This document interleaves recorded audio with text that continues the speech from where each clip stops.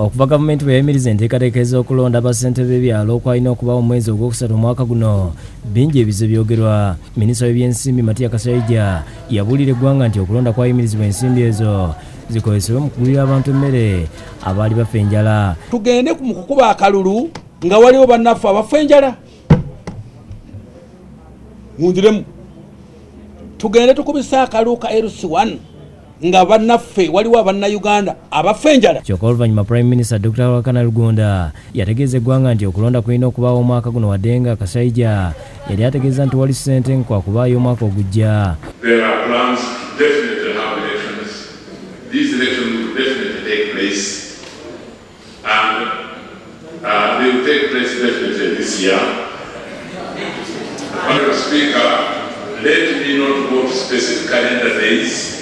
Olwaleero retired Dr.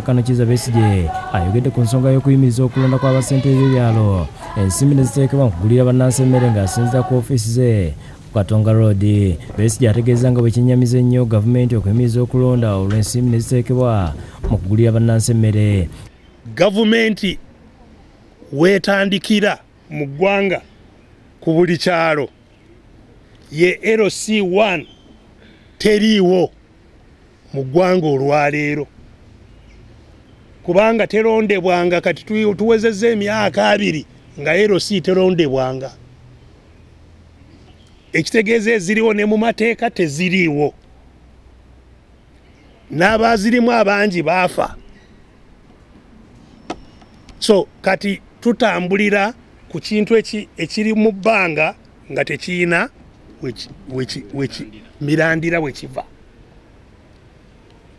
Yensonga lwaki mu ebyo bye tugambye nti tugenda kuteekako essira kwe kutegeka okulaba nti wabaawo LC1, kulondebwa kwa LC1 mu ggwanga lino.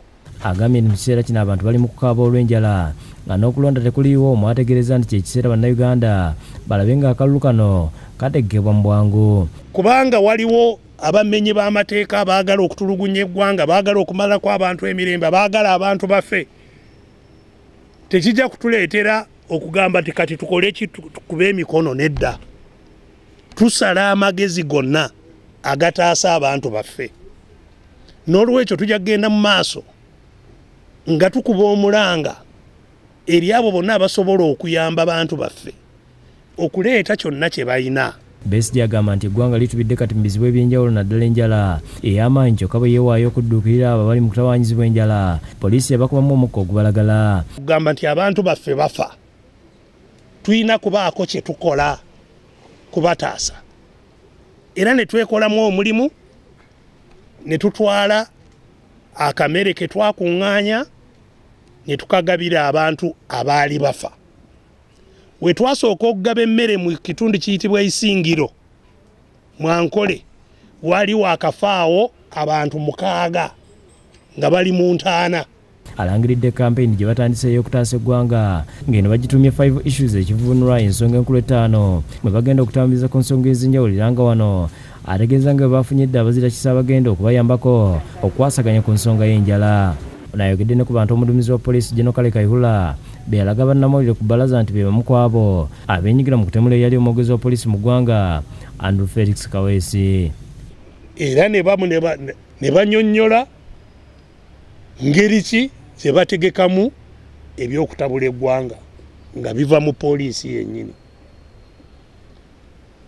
Ekintu ekyo si kyakutwalibwa ng'ekintu ekyangu, kubanga jjukira buli omu azze yeewuunya ku bigenda mu maaso mu poliisi. Kabanga kaakayita katono ng'omu ku bapoliisi ab'oku ntikko akubiddwa amasasi amayitirivu misana tuku ssaawa 3 ez'okumakya. Ernest Kyazze yakusakedde guno ku Bukedde TV.